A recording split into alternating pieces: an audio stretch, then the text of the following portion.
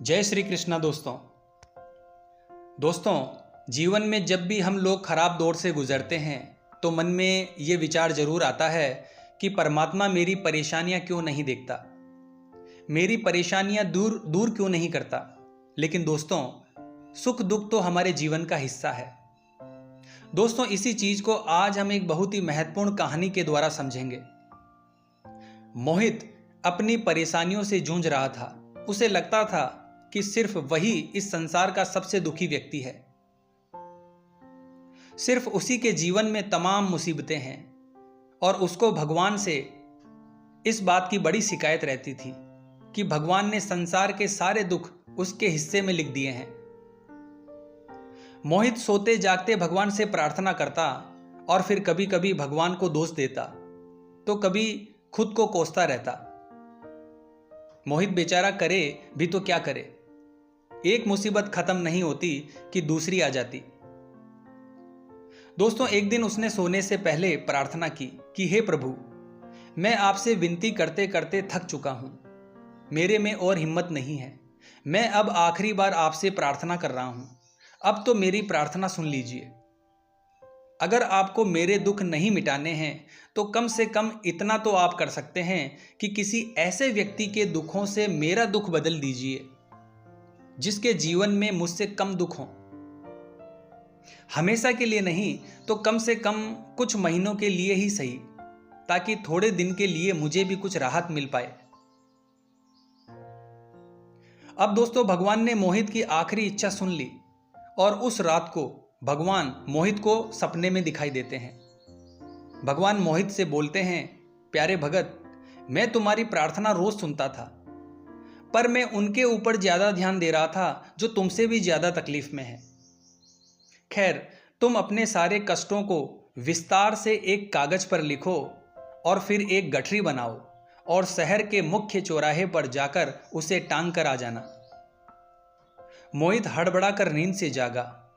पहले तो उसको बिल्कुल यकीन ही नहीं हुआ कि सच में भगवान आए थे और उन्होंने उससे ये सारी बातें कही थी। फिर मोहित सोचता है कि आजमाने में क्या हर्ज है, क्या पता इससे ही कोई रास्ता निकल आए। उसने भगवान के दिए गए आदेश के अनुसार अपनी सारी परेशानियां अलग अलग कागजों पर लिखी।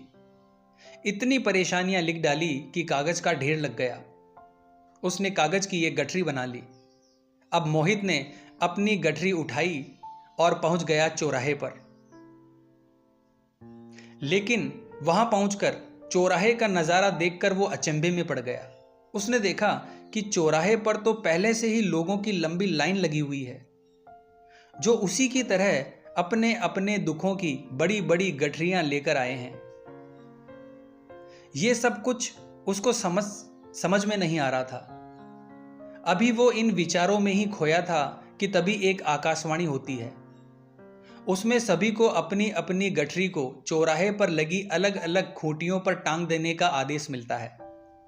सभी ने अपनी अपनी गठरी टांगी और फिर ईश्वर के अगले आदेश की प्रतीक्षा करने लगे। कुछ ही देर में दोबारा से आकाशवाणी हुई और सबसे कहा गया कि सभी लोग अंदाजे से कोई भी ऐसी गठरी उठा लो जो उन्हें अपनी परेशानियों की गठरी से हल्की समझ में आती हो।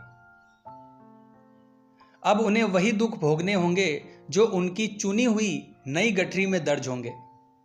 आकाशवाणी सुनते ही सभी लोग हल्की से हल्की गठरी को लपकने के लिए दौड़ पड़े। सबके साथ मोहित भी नई गठरी लेने के लिए भागा।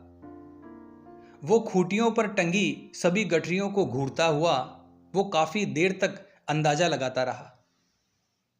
अब उसे एक डर और था कि कहीं वो कोई ऐसी गठरी ना उठा ले जिसमें पहले से भी ज्यादा दुख हो।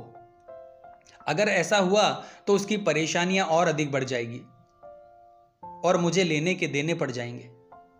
अब उसके मन में तरह तरह के विचार आने लगे। वो सोचने लगा कि कम से कम वो अपने दुखों से तो भली भांति परिचित है और उन्हें झेलने का आदी भी हो गया है और उसने उनके लिए कुछ रास्ते निकालने की शुरुआत भी की है।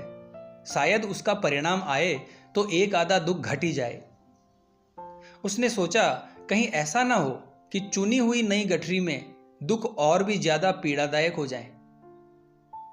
ऐसे विचारों में खोया वो एक के बाद एक गठरी के सामने गुजरता रहा, लेकिन वो तय नहीं कर पा रहा था कि कौन सी गठरी चुनी जाए। उसे यह भी डर था कि कहीं कोई उसकी गठरी ना उठा ले। इसी उधेड़बुन में फंसे मोहित ने आखिरकार अपनी गठरी ही उठा ली और वहां से चल पड़ा। उसने सोच लिया कि अब वो इन चुनौतियों का मुकाबला पहले से ज्यादा मजबूती से करेगा। धीरे धीरे मोहित को अपने ही दुख दूसरों से कम होते हुए महसूस हो रहे थे और उसके जैसे ही भाव वहां मौजूद हर व्यक्ति में आ रहे थे। दोस्तों, सच में सबको अपना अपना दुख बहुत ज्यादा और बड़ा और पीड़ादायक लगता है कि कहीं वही संसार का सबसे दुखी प्राणी है। पर हमसे भी ज्यादा न जाने कितने और दुखी हैं, कितने ही लोग ऐसे हैं जिन्हें 2 वक्त का भोजन भी मुश्किल से नसीब होता है। दोस्तों, जिन लोगों के पास साहस और हौसला है वो आत्मविश्वास की नाव पर सवार होकर आसानी से जीवन की कठिनाइयों में सफलता प्राप्त कर लेते हैं। जरा ऐसे लोगों के बारे में सोचिए जो जीवन और मृत्यु के बीच में झूल रहे हैं। कम से कम आप किस्मत की लाइन में इनसे आगे तो हैं। आप स्वस्थ हैं, अपने काम के लिए किसी पर निर्भर नहीं हैं, अपना काम खुद करने के काबिल हैं। दोस्तों, मैंने जिंदगी में एक ही बात सीखी है कि इंसान को कोई चीज नहीं हरा सकती जब तक वो खुद ना हार मान ले। दोस्तों, हमें अपनी गलतियों की सजा भले ही तुरंत ना मिले, परंतु समय के साथ कभी ना कभी सजा अवश्य मिलती है। सूर्योदय और सूर्यास्त हमें बताते हैं कि जीवन में कुछ भी स्थायी नहीं है, इसीलिए हमेशा खुश रहें और जीवन की यात्रा का भरपूर आनंद लें। दोस्तों, ये जिंदगी बहुत छोटी है। जो हमसे अच्छा व्यवहार करते हैं उन्हें धन्यवाद करें और जो हमसे अच्छा व्यवहार नहीं करते उन्हें मुस्कुराकर माफ कर दीजिए। दोस्तों, मरी हुई मछली धारा के साथ बहती है, लेकिन जीवित मछली धारा के विपरीत तैरती है। अगर आप भी जीवित हैं तो गलत का विरोध करना सीखें। दोस्तों, जरा सोचिए, हजारों गलतियां करने के बाद भी आप अपने आप से प्यार करते हैं, तो फिर किसी दूसरे की गलती पर उससे नफरत क्यों करने लगते हैं?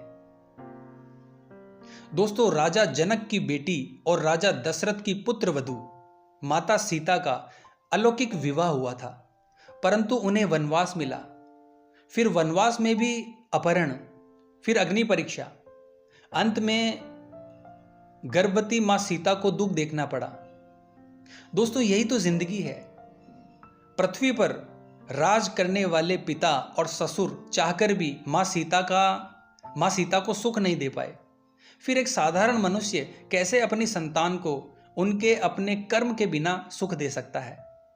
इसलिए ध्यान रखें, किसी को सुख उसके अपने कर्म से ही मिलते हैं, दूसरे के कर्म से नहीं। पितामह भीष्म के जीवन का एक ही पाप था कि उन्होंने समय पर क्रोध नहीं किया, और जटायु के जीवन का एक ही पुण्य था कि उसने समय पर क्रोध किया। पर परिणाम स्वरूप एक को बाणों की सैया मिली और एक को प्रभु श्री राम की गोद।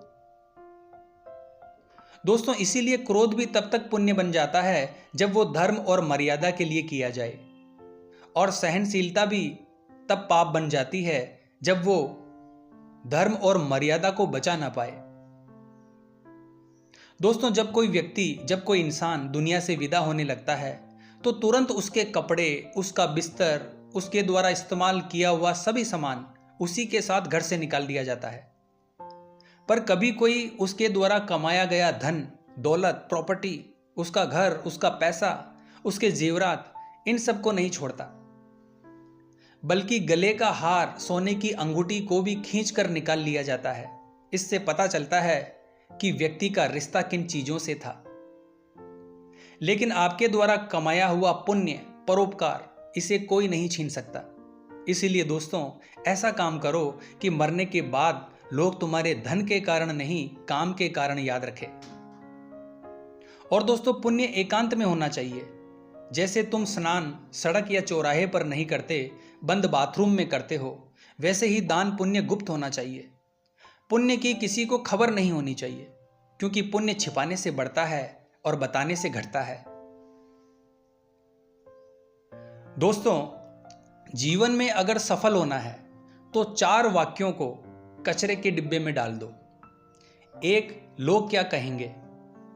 दूसरा, मुझसे नहीं होगा। तीसरा, अभी मेरा मूड नहीं है। और चौथा, मेरी तो किस्मत ही खराब है। ये 4 वाक्य हैं जो आदमी को आगे नहीं बढ़ने देते। जो पाना है उसे पाने के लिए पूरी ताकत लगा दो। तुम्हें आगे बढ़ने से कोई नहीं रोक सकता। दोस्तों, एक बार अर्जुन ने श्री कृष्ण से कहा कि केशव, जब मृत्यु सभी की होनी है तो हम सत्संग भजन क्यों करें। जो इंसान मौज मस्ती करता है मृत्यु तो उसकी भी होगी। तो श्री कृष्ण ने अर्जुन से कहा, हे पार्थ, बिल्ली जब चूहे को पकड़ती है तो दांतों से पकड़कर उसे मारकर खा जाती है, लेकिन उन्हीं दांतों से जब अपने बच्चे को पकड़ती है तो उसे मारती नहीं, बहुत ही नाजुक तरीके से एक जगह से दूसरी जगह पहुंचा देती है। दांत भी वही है, मुंह भी वही है, पर परिणाम अलग अलग है। ठीक उसी प्रकार मृत्यु भी सभी की होगी, पर तरीका अलग अलग होगा। दोस्तों, जीवन भर हमने कितना भी धन कमाया है, ये सब यहीं रह जाएगा और ना ही कोई परिवार साथ जाएगा। साथ रहेगा तो बस हमारे कर्म। इसीलिए जीवन में अच्छे कर्म करें, यही हमारे जीवन का सार है। तो आशा करता हूं दोस्तों, आज का ये वीडियो आपको अच्छा लगा होगा। तो अगर आप हमारे चैनल पर नए हैं तो हमारे वीडियो को लाइक करें और चैनल को सब्सक्राइब कीजिए। जय श्री राम, जय श्री कृष्ण।